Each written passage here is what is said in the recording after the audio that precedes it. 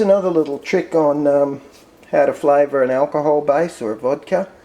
So what we've got in the little fry pan here is a 1/4 cup of brown sugar and a teaspoon of molasses. There, you can see the molasses bubbling away there. Now what I try pretty much to do is burn that, which sounds a bit strange, but it gives it, I'm making a rum, it's a sort of Jamaican style rum, so it gives it the proper taste. I've tried doing it, putting water in to just cook it rather than burn it, but the taste's nowhere near as good. So there you go. Once this is cooked up, I'll come back and show you what we're going to do with it next. And here's little Bobby. I'm making the homemade rum flavour. Here's little Bobby helping me as much as usual. Oh, he's a powerhouse. He's sitting up. Powerhouse, this little dog. A powerhouse of help. Oh, look, he knows he's getting talked about. It's little Bobby. Right, so that sugar's melted down now, well and truly. So I'm going to turn the heat off, and I'm going to add a 1/4 cup of water to that, just to make it pourable, so I can pour it back into the vodka base. Water's in there.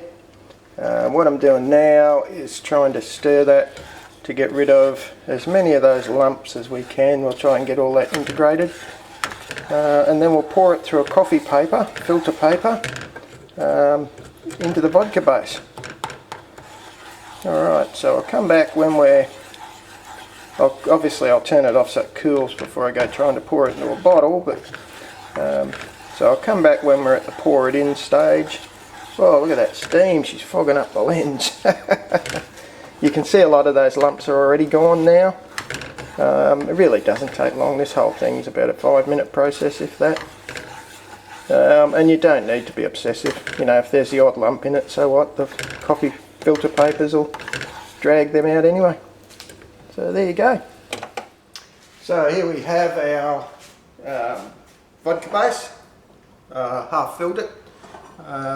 Our big yellow funnel, 1 coffee filter paper, and we're going to pour that slightly cooled mixture. Don't let it cool too much, because otherwise you'll end up with trouble as it sets.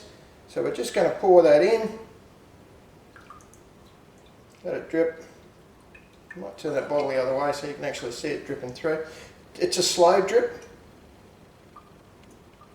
so I might have let that cool a bit much too in the pan. Not that it really matters. You can see there's still a little bit of wet sticky in there, and that'll run through, and then we'll give it a good shake at the end. And let me show you what you'll end up with. While we're at it, sorry about that. There you go, you've got a bottle of, I call it lovingly Ron Negra, which is Spanish for black rum. It's a little cloudy, I don't know if you can see that, quite caramelly. Tastes beautiful, folks. I highly recommend Andy C's Jamaican Ron Negra flavoured rum. And there you go, folks, that's the final product. So it has been topped off with that vodka base that, interestingly, I seem to keep plenty of in these big 5-litre demi-johns. But anyway, yeah, there's your Ron Negra, courtesy of Andy at McDowell Manor. I'll enjoy that too. Alright, bye from another exciting episode. See you, folks.